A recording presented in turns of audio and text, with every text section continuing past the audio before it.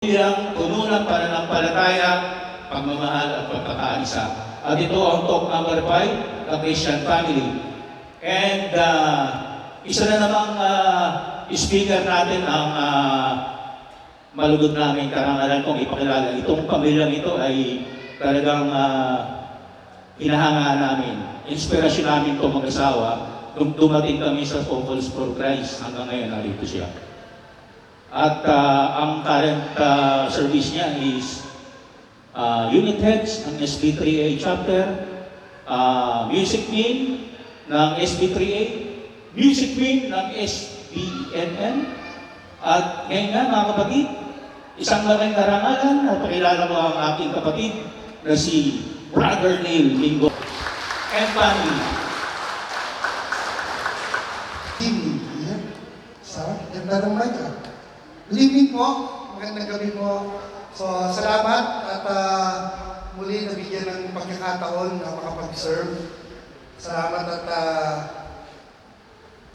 syempre thank you sa mga sumagot po, yung mga nandito ngayon sa ating mga participants. O yun, dami natin. Mga parts po, no? Nandito po. Okay. Yan. One time, nandiyan din kami nakaupo. Medyo tulog-tulog lang ako. Pero ngayon hindi naman ako tulugan niyo ako. So ganito po, habang inaayos po, tawagin niyo yung move. Nandito po kasi as a title nga po ng ating talk for today is The Christian Family.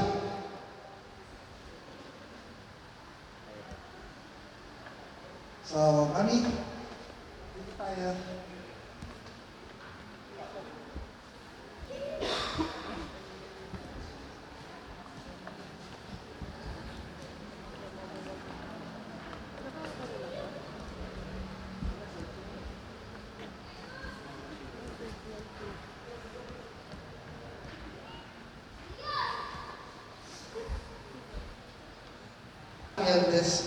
So sinadya po namin na hindi po mareho sa aming mga anak para makilala ito kasi yung asawa ko. Magkakalisin lang kita eh. At totoo po niyan, bubukingin yung sarili ko. May ganyan din po kami, masikip na sa akin. Sabi ko, huwag naman yan. So ito po ang aking may bahay. Si Cielo. Eldest po, 22 years old. 23. Si Ate Shen po. Ang service mo today, anong service mo na? Po? Anong service mo na sa YFC? Currently po, cluster head po sa YFC. Youth for Guys. Sa Youth for Christ, siya na po yung cluster head ng ating Youth for Christ. Tapos yung second ko po, Dr. si Ate Chase. Anong service mo? Rockhead po. Ayan. Siya po yung Rocket Book chapter natin. At siya po ay mag-18. 23. Tapos mag-18 po siya sa December. Si Ate Wana, Chosen, 10 years old. Ano service mo, Ate Wana? Choir po. Choir po siya sa Kids Choir. At LOM, ano yan? Legion of Mary. Nag-Legion of Mary rin po siya. And may native po po. At member siyempre ng Kids for Christ. Siyempre si Chiria, maraming pong one and only boy. Ilang taon? 2010, ikaw ay? 7. Anong service mo? Kids for Club. Ayan, Kids for Christ din po siya. At dahil dyan, upo muna kayo, natawagin ko kayo ulit. Later.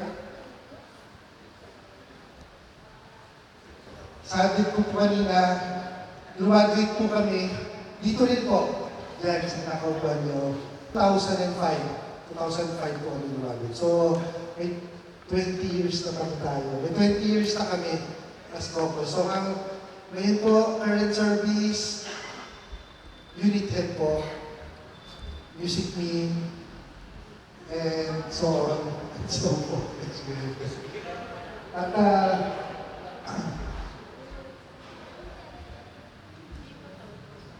gumana siya, di ba? Buti na lang. Talagang family. Kasi kung ako lang mag-isa rito, medyo natataranta na ako, baka naliligo na ako sa pawis. Buti kasama ko yung family, di ba? Ayan. Ako po ulit si Bronil, okay? Pinakilala ko po sa inyo. Tatawagin ko po kayo ulit. Pwede ba?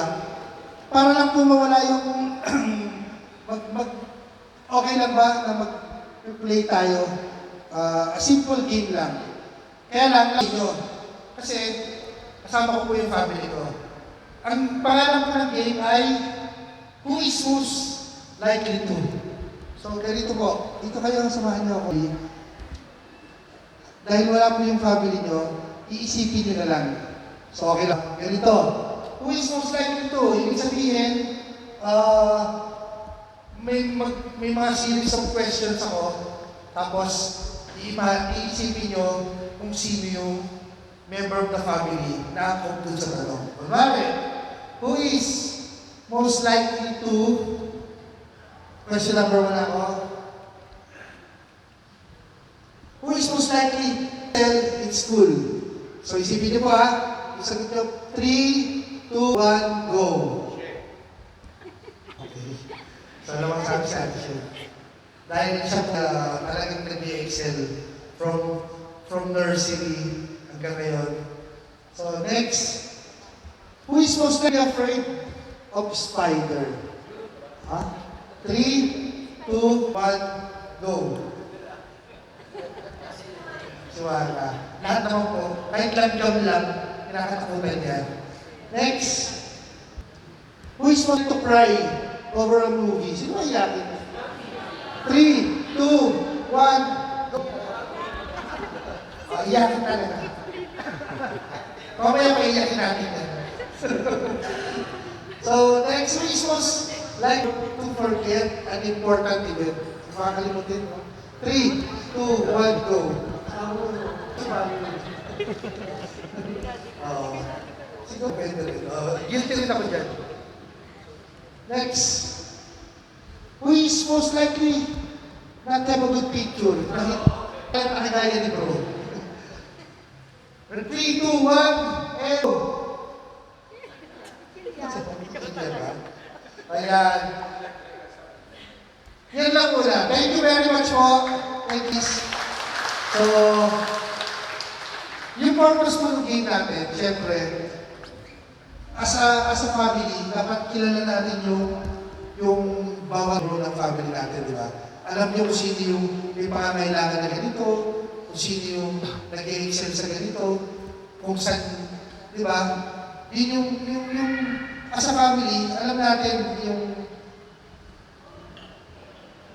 pagkatao ng bawat pamilya natin. So start ko tayo. In the beginning, God intended family to be beautiful. Di ba? So, nilikha niya ang tao. Wait lang. Ate Shen.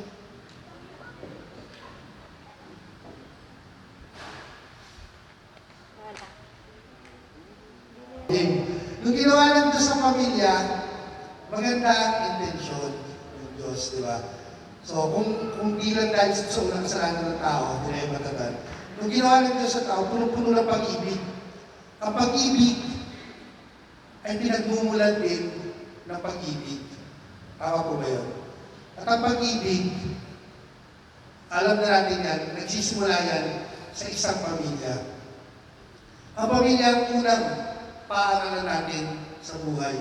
At dahil dyan, yan po ang inaatake ng kalaban. Kasi sa pamilya tayo, so alam ng kalaban, pamilya rin ang kahinaan natin. Patuloy na ang pamilya ay nasa malubhang pag-atake. So marriage are being broken and traditionally nakahulugan ng pag-aasawa ay hinahamon. Diba? Tama po ngayon, yung ibig sabihin ng marriage o ng pag-aasawa. So example po, ang divorce. So, sa buong mundo itong pinag-usapan natin, 2 bansa na lang ang hindi umaayon sa divorce. So, siyempre, una-una dyan yung Vatican, the Vatican City. Kasi, siyempre, alam natin na Catholic ang namumuno ng Vatican. So, ang pangalawa ay ang Philippines. sumapalit tayo na nasa Pilipinas tayo. Hindi pa pinapayagan ng divorce dito sa atin sa Pilipinas. Siguro kasi mas nakakalamang pa rin yung mga Kristiyano dito sa atin. So hindi tinatalo ng government. Isa pa example na under attack ng marriage, siguro yung same-sex marriage. Kasi sa ibang bansa, pinapayagan na po yung same-sex. Nakakalungkot man, babae, lalaki, nakakapag-asawa na sila. So, yun yung mga pruweba ng pag-asawa ngayon na inaatake na. So, next. Basahin po natin mula sa aklat ni Joshua. Ang sabi, if it is displeasing to you to serve the Lord, choose today whom you will serve. The gods your ancestors served beyond the river, or the gods of the Amorites in whose country you are dwelling. As for me and my household, we will serve the Lord. So mga kapatid, binibigyan tayo ng pagkakataon ng Diyos na mag-decide. Let's decide, kanino ba tayo maglilingkod? Kanino tayo maglilingkod ng pamilya natin? Sabi ko nga, as for me and my household, we will serve. So, hindi madali mag-serve eh. Hindi madali mag-serve. Kasi, nabanggit na po ito last week ni Bro Drew Bero, di ba? Sabi niya, pag mag-serve ka, kailangan mo ng time. Bibigay mo yung time mo. Bibigay mo yung talent mo. So, ibibigay mo yung treasure mo. So, naalala ko po, nakapakinig ako nung gospel last October 1. Yun yung galing sa Book of Luke. Sabi, ito yun eh. A certain man said to him, I want to follow you wherever you go, Lord. Jesus said to him, the foxes have holes and the birds of the sky have nests, but the Son of Man has no place to lay its head. So, di ba po, sabi ng Panginoon, binigyan niya ng hint yung tao. Diba? Susunod sa iyo, Panginoon. Diba? Sabi lang ng Panginoon natin, kung yung mga lobo or mga fox, may mga lugayan, may lugayan. Yung mga birds, may mga birds nest, lugan. Sorry, parang English. Widow. Di ba, pero pag sumunod ka sa akin, ako nga wala nga akong pahingaan. So, ibig sabihin, binibigyan ka tayo ng hint na once nag-decide tayo sumunod, baka mahirapan ka at hindi mo kayanin. So, kailangan, disidido tayo. Di ba? Hindi pwede yung hindi pwede yung dasal-dasal lang. Or, rosaryo, di ba? Simba-simba. Kasi, lahat yun importante yun. Dasal, di ba? Rosaryo, magsimba. Pero simula ng lahat yun. Pag susunod tayo sa Kanya, sigurado, marami siyang hihingin, marami kang isa-sacrifice, marami kang kakalimutan, marami kang kakalimutan. Totoo po yun. So, bilang pamilya, masaya lang na gawin natin enjoy yung pagsaserve. Yan. I love my household. So, mapalad lang po talaga. Alam ba napaliwanag ko na mahirap mag-serve. Pero, sabi ko nga, swerte lang na may community po ta. May community. So, kayo po, sa top number 8, after graduation, magkakamit kayo ng eventually community. So, kami po, as a member of CFC, Couples for Christ, di ba? Mapalad lang talaga na mayroong mga katuwang para i-guide yung buong pamilya. So, hindi lang para sa couples, kasi nandiyan po yung kanina, nagpakilala kami, yung Kids for Christ para po sa mga bata. May mahawak po dyan. Meron po tayong Youth for Christ sa mga youth natin. Meron po tayong Singles for Christ sa mga singles. At meron din po doon sa mga balo or hindi pa nakapag-asawa na mga singles na medyo may edad. So, nandiyan po yung handmaids of the Lord o babae. Tsaka sa lalaki po yung servant. So, yun, malaking bagay po na nandito sa community kasi natutulungan po kami na bibigyan ng magandang values yung mga anak namin. So, nasabi ko kanina, na-enjoy lang natin i-enjoy lang natin na mahirap mag-serve, pero gawin natin enjoyment. Halimbawa po, sa Kids for Christ, meron po kasi family conference. Yearly po yan, may FAMCON. Simula nung na-try namin siya one time. Actually, may nag-sponsor lang sa amin doon. Biglaan kami nakasama. Simula po doon, ang saya-saya pala na nilalapit mo yung mga anak mo kay Lord. At the same time, kasama mo silang naglalaro, kasama mo silang nagsiserve, kasama mo sila sa lahat ng ginagawa mo. Yun, nakaka-enjoy, nakakatuwa na mayroong ganun sa community natin.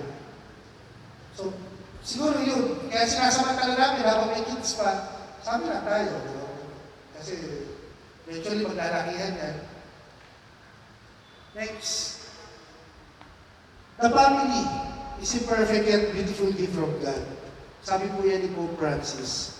As in, dun sa kanyang book, Amoris Laetitia, yung book niya po yun na na-publish 2016, ito po yung pinatunayan niya at pinagtibayan niya na ang pamilya ay isa sa mga napakagandang regalo galing sa Diyos.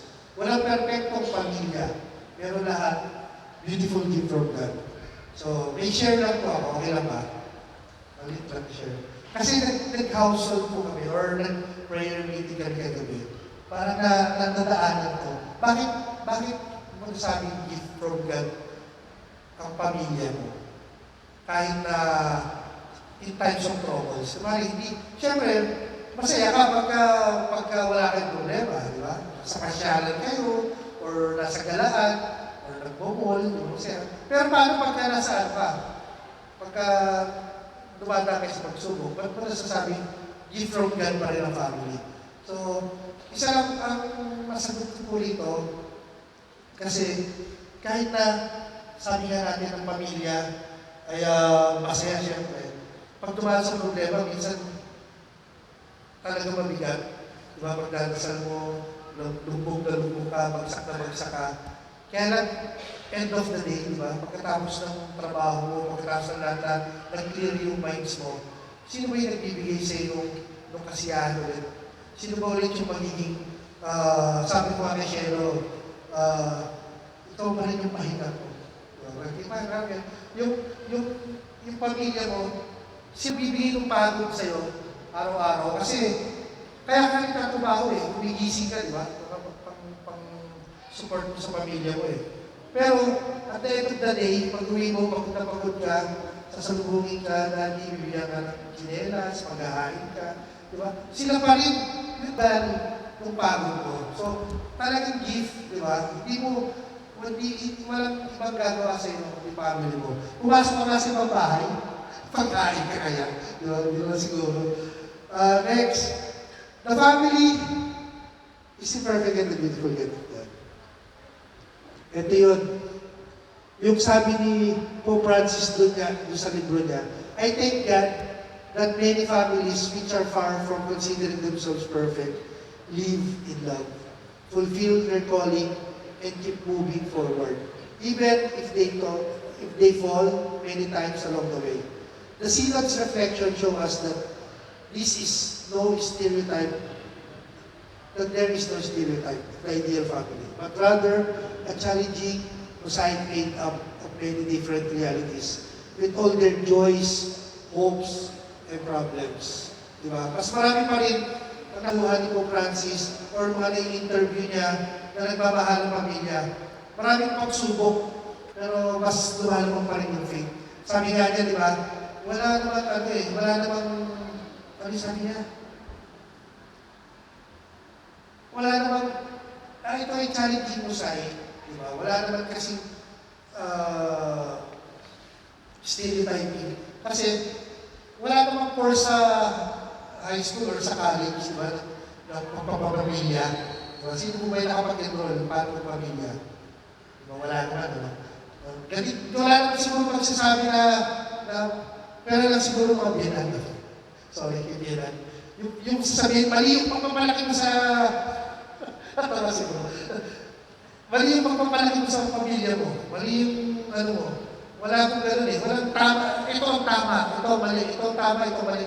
Lahat po yan. Sabi ni Pope Francis, kailangan pagdaanan natin. Dalago tayo ng natututo. So, with joys, hopes, and problems. Tama po ba yan? Ayan. Sabi mo, pag-usapan natin ang totoong plano ng Diyos para sa pamilya. Kasi merong plano ang Panginoon. God's plan for the family. Bakit yan?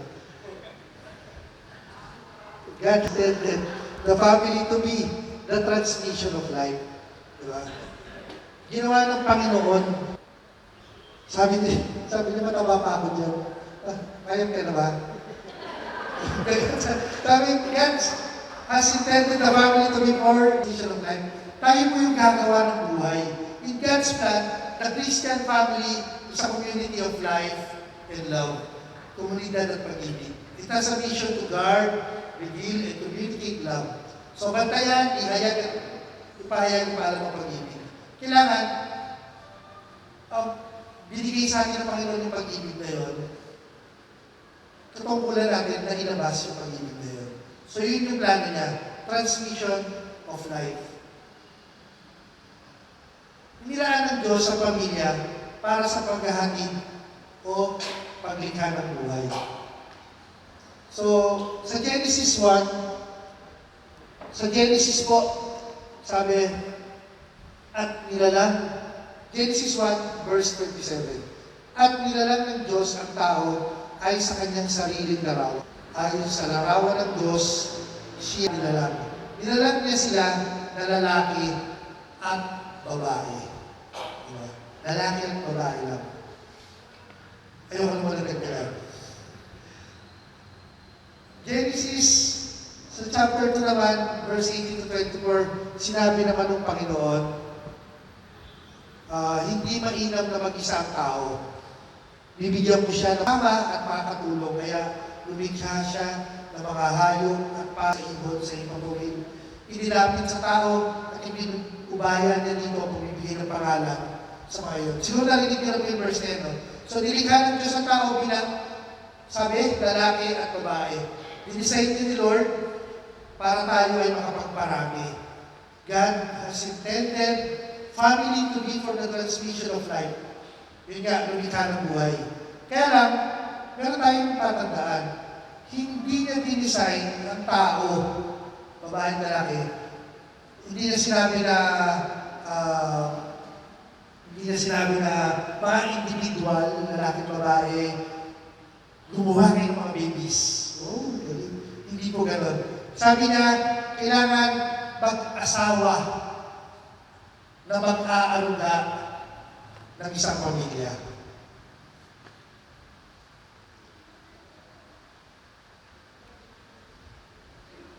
Yan. The family is a place for teaching children and training leaders. Ito, maganda po ito. Sa pamilya tayo, makakapagturo ng mga aral sa buhay. Mga values of life. Medyo mahirap. Medyo mahirap po. Kasi kailangan sensitive tayo mga magulang dito. Tayo lang dapat ang may karapatan na makapagturo sa ating mga anak. Diba? Alam niyo po kung bakit? Bukod sa privilege lang natin ito as magulang, dapat tayo lang makapagturo sa kanila. Dahil sabi nga kanina, ang tahanan, ang unang paaralan. Tama po ba? Kasi kung hindi natin natuturuan, may ibang magtuturo din. Diba? So gustuhin na lang natin na tayo yung makapagturo sa ating mga anak. Kasi kung hindi tayo, baka magpunta yan sa kapitbahay mo. Tuturuan mo kapitbahay mo yan. Diba? Kung hindi sa'yo, baka magpunta yan sa barkada. Tuturuan ng barkada yan. Diba? Tuturuan yan, kung saan man yan mapunta, tuturuan yan. Meron at meron magtuturo dyan. So, di ba?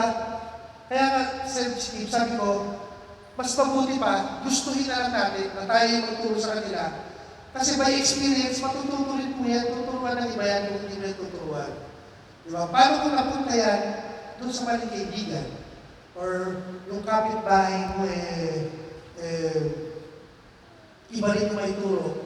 Di ba? Iba yung kinalakihan. Hindi Christian family.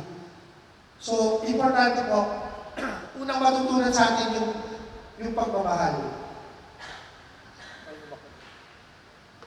Tayo yung magtuturo sa kanila yung pagmamahal. Kailangan matutunan natin sa atin yung maglambing. Thank you, ma'am.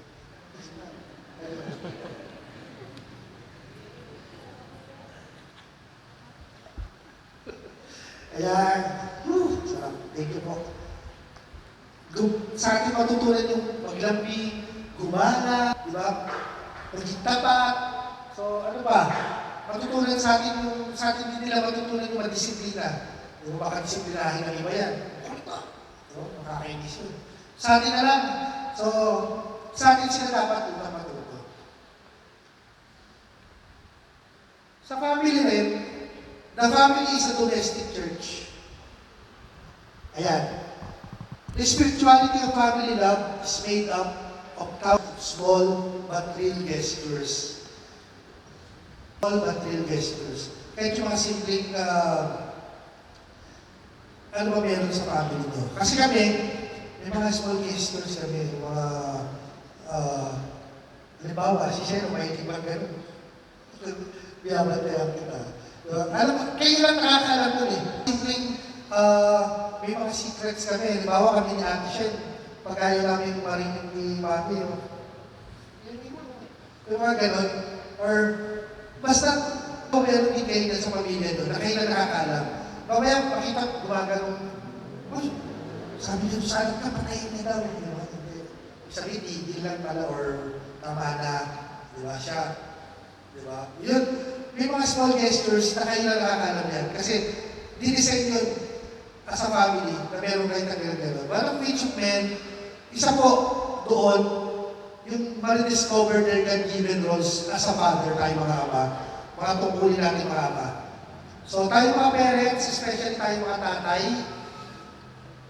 ay tungkulin natin maging priest o pari ng pamilya. Tayo dapat ang unang magpakilala sa kanila, siyempre na ating Panginoon. Di ba? Kasi tayo nga yung kailangan priest ng family. So tayo nga ba ang unang pakilala sa kanila ng Panginoon? Di ba? Ano ba yung ginagawa ng mga pari? Dapat alam natin magdasal. Dapat nakikita nila yun. Kailangan marunong tayong i-pray over sila. Diba? Aalis na ng bahay. Aalis na ng bahay. Kami gawain namin yan mag-asawa. Lalo na po yung asawa ko, hindi sila makakahakbang ng labas ng pintuan hanggang hindi sila pinag-pray over. So, malaking bagay po yun.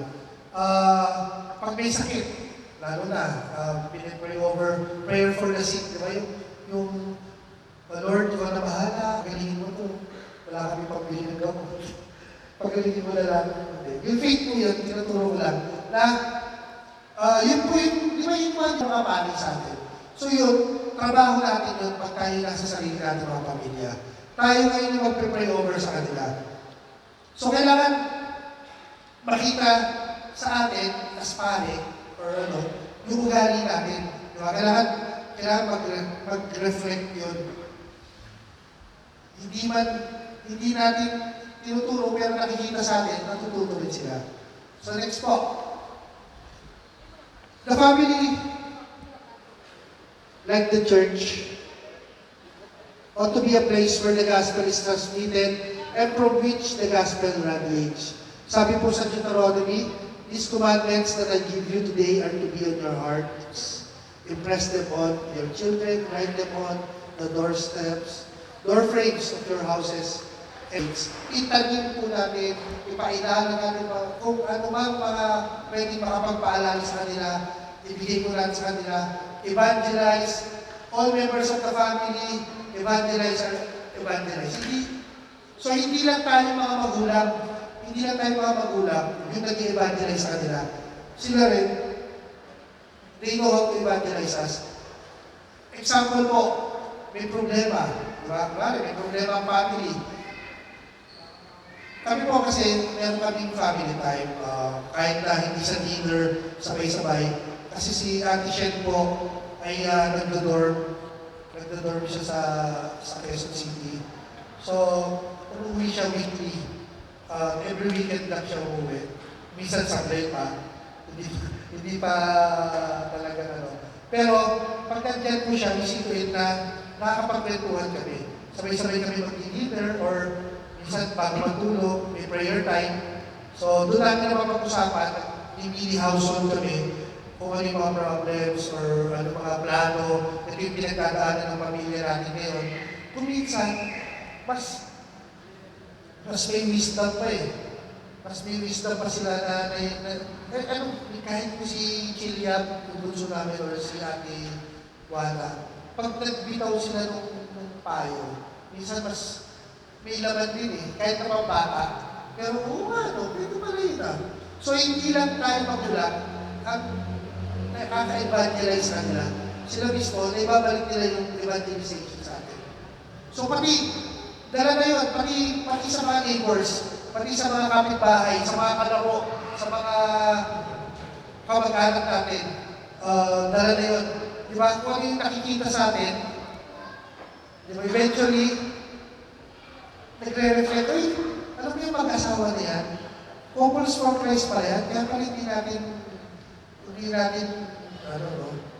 makitang nag-aaway yan. Kasi sarado yung pinto. Kaya hindi pala nakikita. Medyo lang. Yung mga ganong feedback, di ba nakakatuma ng puso yun eh. So, yung maging good example lang sa iba, malaking bagay mo, evangelization.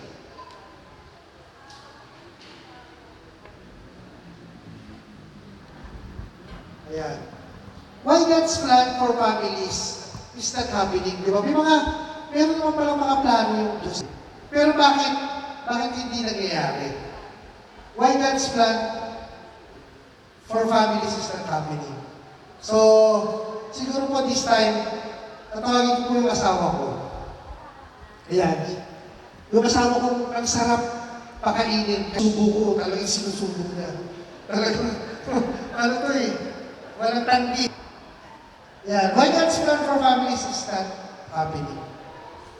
Yan, bibigyan po mga kapatid. Pinakalakan ko po yung aking asawa na magbigay po ng parte dito sa kanyang talk. Kaya, obedience po. Kung kanina po na-discuss na yung plano ng Panginoon sa pamilya, ito naman yung akin. Bakit po yung aking family, hindi po matutupad yung ating yung mga kahilingan natin? Kasi di ba alam natin na yung family natin was designed na punong-puno ng pagmamahalan, pagpapatawad, pagkakaisa, at the same time, nagtuturoan ng pananampalataya.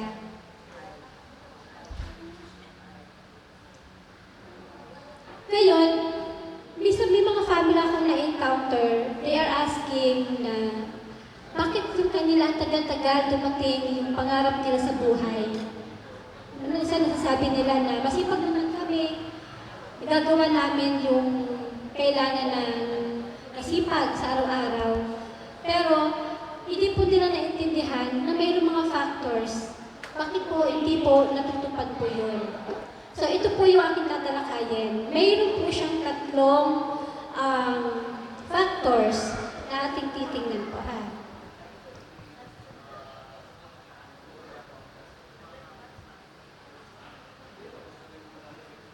Ang una po dito, yung God has lost His central place in the family. Pangalawa, the family itself is losing its importance, and the family is under attack by evil forces. So, isa-isahin po natin ito, mga kapatid.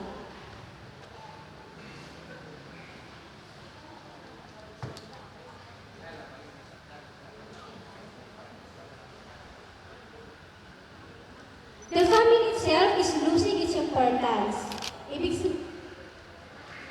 Ayan. Nawawala po ang halaga ng ating pamilya.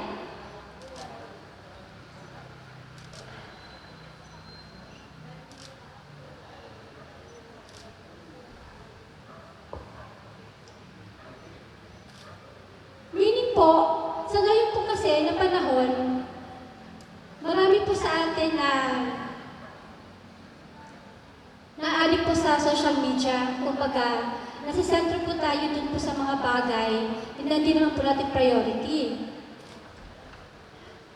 Wherein, according po dun sa, sa Efeso 4 verse 6, sabi po dun sa Bible na yun, kayo daw po, o ang mga ama, kailangan po nating turuan po yung ating mga anak doon po sa katuruan ng ating Panginoon, yung paano natin disiplinahin. Pero nga po, dahil nga po sa epekto po ng ating mga teknolohiya, ang nangyayari po ngayon, yung mga parents, parang some of the parents po, inaasa na lang po yung wisdom or yung knowledge na makuha po sa social media, di ba? Nagsisearch sa mga Google, and then maraming tools po na tinitingnan, na doon na lang nagsisearch. So instead po na nag-uusap-usap po sila as a family, nawawala na po yung purpose na yon. Right? So yun po yun. And then, pagdating naman po doon sa mga mag-aasawahan, ang nangyayari po ngayon, nagkakaroon po ng, tawag doon, miscommunication dun sa mga bagay-bagay, especially po dun sa mga roles, yung role po ng mga husband and wife, kumbaga hindi na po nagkakaroon ng maayos na pag-uusap or yung pag-intindi ba, ano yung role po ng pagiging husband and wife.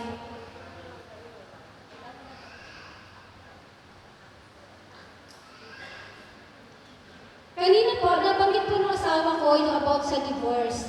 So, yung about po sa divorce, na minsan po, yung ating mga mag-asawahan, dahil may times na parang ayaw na po nila, yung asawa nila, iiwanan na lang po nila. So kayo po ba, tayo po na nandito na po tayo, na nasa community po tayo ng Corpus for Christ, napaka-palad po natin na we are chosen po na maging bahagi po tayo ng community po, na kayo po na nandirito po.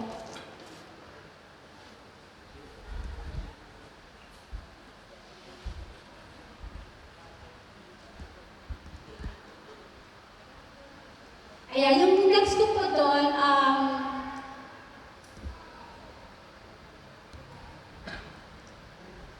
yung family itself is losing its importance. Ibig sabihin po naman ito na tayo po, minsan, may mga anak po tayo na lumalapit po sila sa atin. So, they are asking something sa atin. Pero dahil nga, busy po tayo sa mga cellphone, and yung nanay at tatay, busy po sila sa mga cellphone, at saka sa mga ibang bagay. So, anong nangyayari po, hindi po natin sila bibigyan ng oras. Actually, very guilty po ako doon kasi minsan po, yung anak ko po minsan, si Chilia, minsan may pinapagawa sa akin. Dahil sa sobrang ko pong ginagawa sa bahay, sa work at sa iba pang bagay po, minsan po hindi ko po sila bibigyan ng priority, which is hindi po dapat. Kailangan po na mayroon po tayong time po doon sa ating mga anak. Ayan. Yung last po, ito po na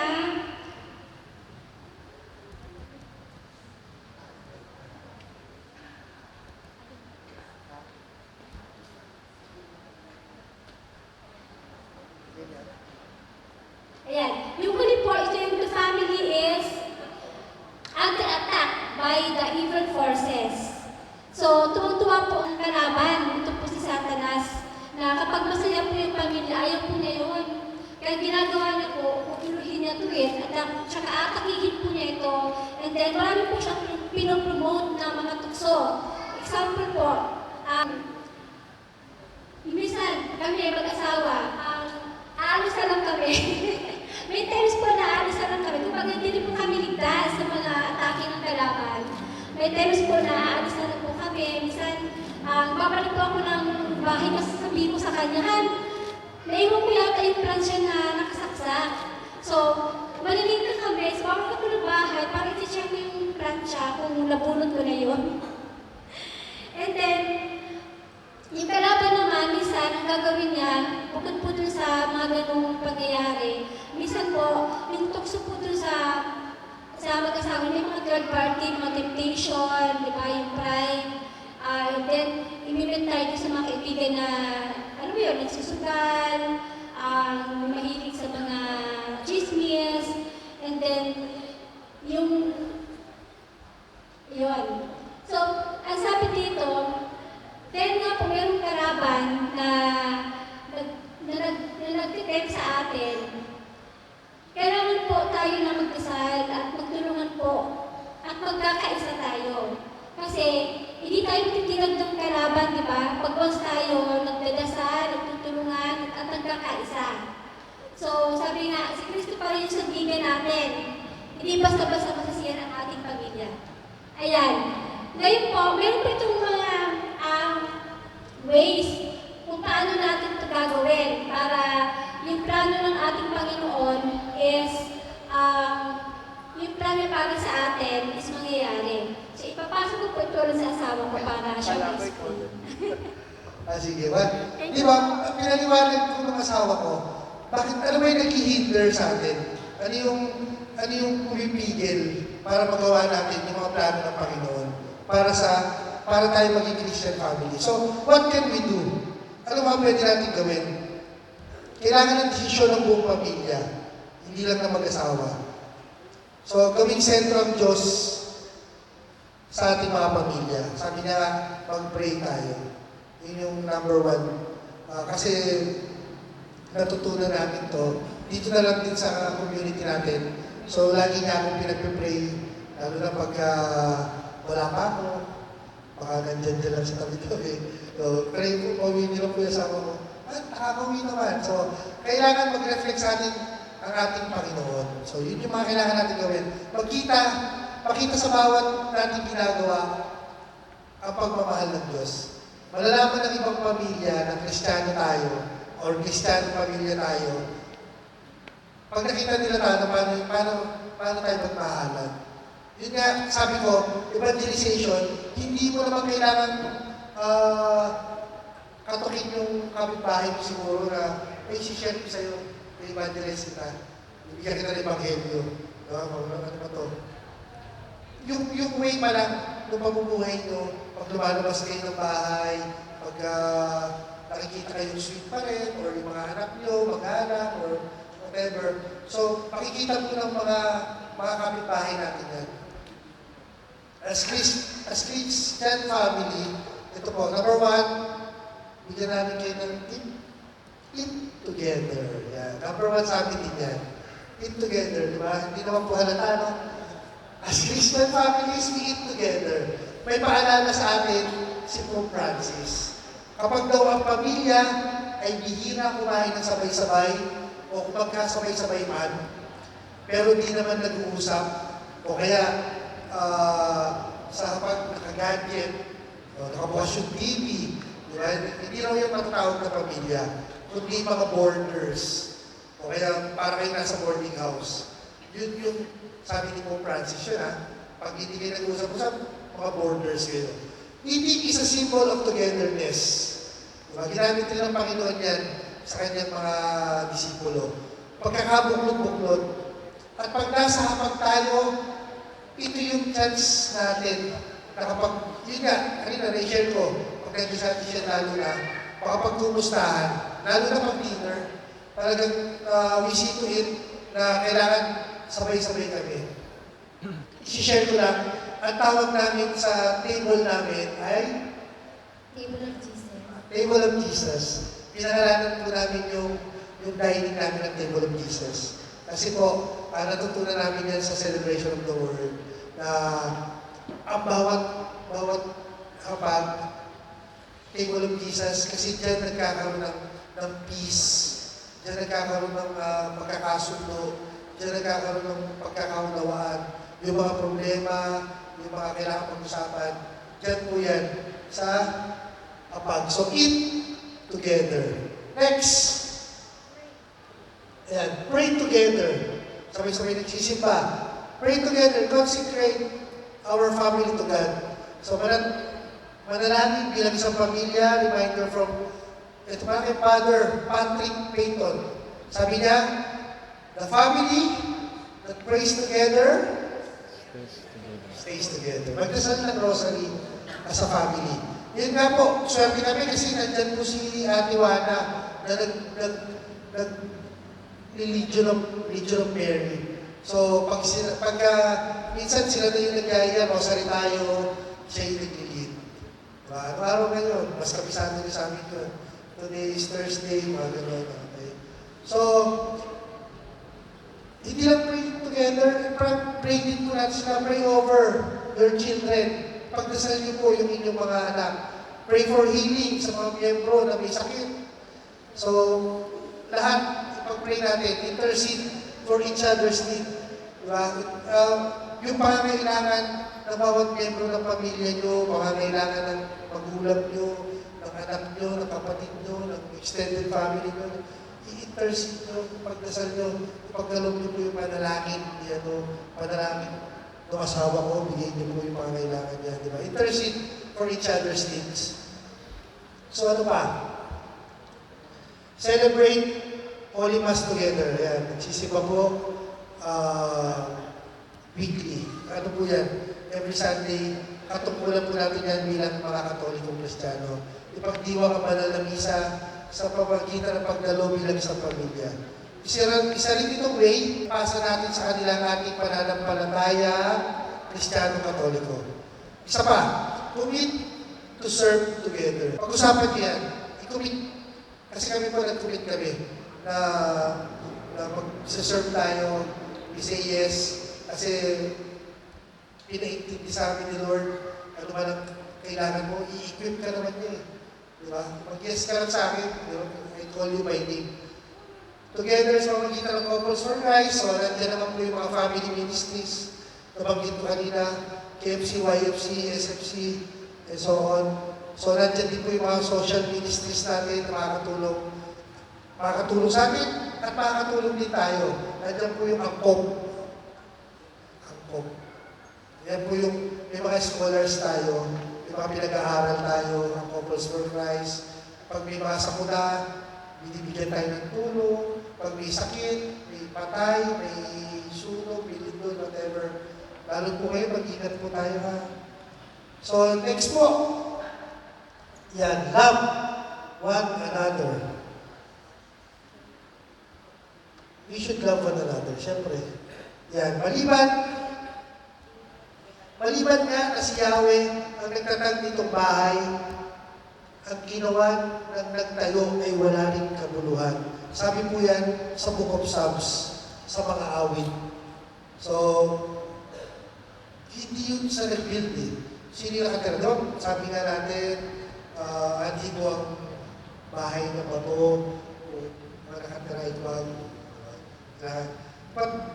pagtuunan natin ang oras sa pagbuhay ng isang matatag na pamilya, ang presensya ng Panginoon ay nananahan sa tunay at konkreto mga pamilya. Kasama ang mapang-araw-araw na challenges, mga problema, mga struggles, mga kagalakan siya, mga hopeless dreams at pag-asa. So, yun. Lahat po yun, kasama kung paano tayo magmahal. Kaya kailangan maging masuri tayo sa pamilya natin. Kailangan matiyak natin na may sapat na quality time tayo mag-asama. Sabi nga po kanina ni Shelo, di ba? Kailangan quality time. Hindi mo uunahin yung iba. O kunwari, example, may share po ako. Meron po kami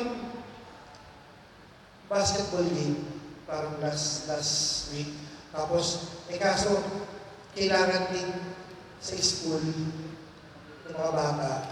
So, kahit nakakulit, so, uunahin ko yung family. Diba? So, kahit minsan ano pa nga yan eh, may birthday, diba? Or may event. Diba? Pero dahil meron may sakit, unahin mo naman siyempre. Diba? Give the quality time to your family. So kung kailangan magbawas tayo ng mga activities, so kailangan handa tayo rin yun. Magplano kayo. Diba? Kasama sa pagpapalago ng love, yung mga family activities nyo, magplano kayo ng mga regular na libangan. Meron kami movie night. Pero once a week lang yun. Hindi naman gabi-gabi. Kaya movie night, or minsan board games, yun, mga bakasyon, mga swimming, mga camping, mga kung ano-ano pa. Hindi kailangan magastos. Kasi kami, meron lang kami pool. Kung papatubig ka, magastos pa rin pala kasi kanya mo ng tubig. Pero at least, walang travel, di ba? Doon, kakain lang kayo, walang stock nyo sa bahay. Create opportunities, makapagkahanaw na umunlan ng pag-ibig. Sabi nga, di ba, create memories. Tama, sa lagunan natin yung alamin natin, yung ating mga roles, responsibilities. Yun nga sabi ko kanina, di ba? Tayo mga father, meron tayong 3 P. Madaling tandaan. Sabi ni Father Kevin. 3 P, madaling tandaan. Tayo ang pastor ng ating tahanan, provider, at protector. Pinaka-best model natin as a father, sino pa ba? Siyempre, si Joseph o si San Jose. Paano ba niya inalagaan yung family niya, di ba? Family of Nazareth. So sa mga ina, sino pa ba? Tingin nyo. Wala namang iba. So ang ating Inang Maria, gawin nyo siyang good example. So, love one another. Eat together, pray together, love one another. So this time, mga kapatid, meron ako share. Si Chase Manel, ang aking second. Tawagin ko po ang aking share si Ate Chase. Thank you po.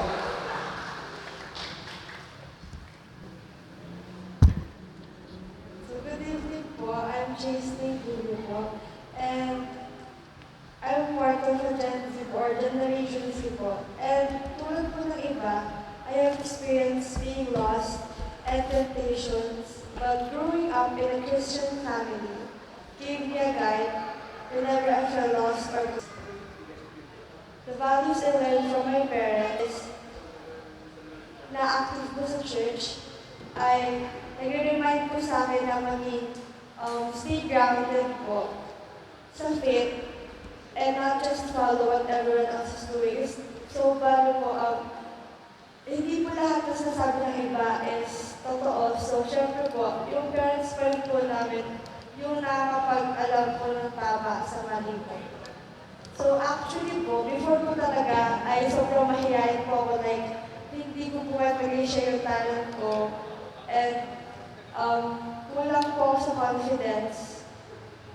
Na kahit na gusto ko pong matuto, or gusto ko pong maging po yung skill na yun, hindi ko po pinapakita sa iba kasi nga po sobrang mahihayin po ako. So, hindi ko po yung pinapakita yung talent ko po sa iba po. Pero po, si mommy and daddy po, in-encourage po nila ako na kaya ko po yung gawin and kaya ko po siyang i-share. Then sila ate po, yung mga kapatid ko po, is tinuturuan po nila ako and sinasabihan na kaya ko po sumayaw, pero po, hindi ko lang ako malabas. Pero po, dahil sa encouragement po nila is nagiging po ng confidence po sa kanila. And ngayon po, I'm joining dance services sa community po. Then nakasal din po ako sa mga big conferences. And sumasali din po ako sa dance contest. And isa nga din po yun is yung kanina po, may dance contest po kami sa school and naging champion po kami sa age po. So, Team Maygulyo, or Maygulyo family po, helps me to grow and share my talents and skills, not just inside our home, but also to to share and grow in and out of the community. They help me to be brave and to build confidence as I continue to serve and share.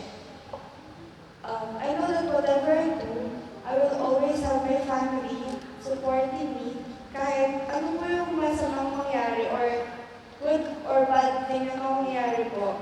Lagi po silang nandyan para sa akin.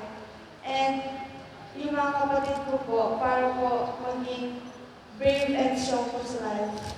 And for that, I got to praise.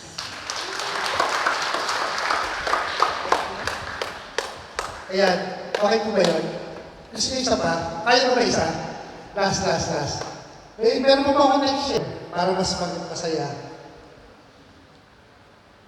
Ayan, si Ate Shen, siyempre.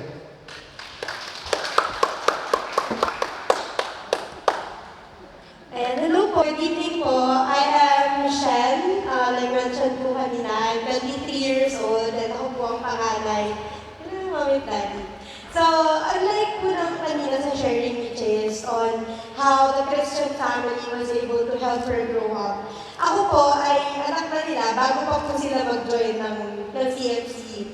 And I've witnessed the difference in our lives before, nung bata pa po ako, when hindi po kami sabay-sabay kumakain. Actually, hindi po kami sabay-sabay nagdadasal. Noong time po na yun, hindi pa po kami, nakatira pa po kami doon sa tabi ng creek sa may Green Heights. At hindi ko po madalas makitang kasama ko yung mama at papa ko kasi kailangan po nila magtrabaho lagi. Magdarating po sila, matutulog na ako, gigising po ako, bibilisan na lang ako, tapos aalis na. Yung buhay po before we encountered Jesus Christ, before our family was able to live in faith, is very different from now. Kung ano po yung mga challenges ng families namin before, yung kakulangan po namin sa financial life po namin, yung kakulangan po namin sa faith, and yung time po na yun, yung kakulangan namin sa bond sa family. In the viewpoint po ng isang anak, nagkasalita po ako sa harap bilang isang anak. Sobrang laki po ng pagbabago na makita ko po yung parents ko living and teaching me how to love God. I grew up right now, 23 years old, hindi na po ako bata, hindi na rin po ako teenager. But the life lessons, yung pagmamahal po at pag-follow kay Christ is still living in my life. The standards that was set for the family that I want to build in the future, yun po yung pinakita sa akin ng mga magulang ko. Yung pamilya yung kinalagahan ko na pong pamilya, kung saan kumakain kami ng sabay-sabay, kung saan nagdadasal po kami, kung saan may time po kami together. Bilang isang anak, yun po yung napakalaking tulong na naibigay nung tinuturo nila mami at daddy sa akin. And bilang isang anak po, the life that was taught to us is something that gusto ko rin pong bitbitin hanggang sa tumanda ako. And yun po yung buhay kung saan we are walking and living with Jesus Christ. Yun lang po. Thank you. Thank you, Ate Shen. Di ba ang saya po na yung pamilya natin ay sama-sama nakakapag-serve, sabay-sabay natututo, at sila mismo nakakapagturo rin sila sa amin. So yun po. Tonight, mga kapatid, for conclusion, sabi dito, walang perfectong pamilya, bawat pamilya may kahinaan, pero sa kabila nito, every family can become light in the darkness of the world. Diba? Madilim na yung mundo natin at bago. So gawin natin light yung ating pamilya. So, maaari maging liwanag sa kadiliman ng mundo. This time, mga kapatid, gusto ko po, samahan ako ng family ko, dito tayo sa harapan. Ipag-pray po namin, okay lang ba? So, pwede po kayong yumuko. Huwag na po kayo tumayo, okay lang. Yumuko na lang po kayo, pumikit, at Kayo rin po, kasama po tayo lahat. Pag-pray po namin kayo. As one family. In the name of the Father, the Son, the Holy Spirit. Amen. Jesus, Maria at Jose, sa inyo namin nakikita ang tunay na ganda ng pag-ibig. Sa inyo kami lumalapit na may tiwala.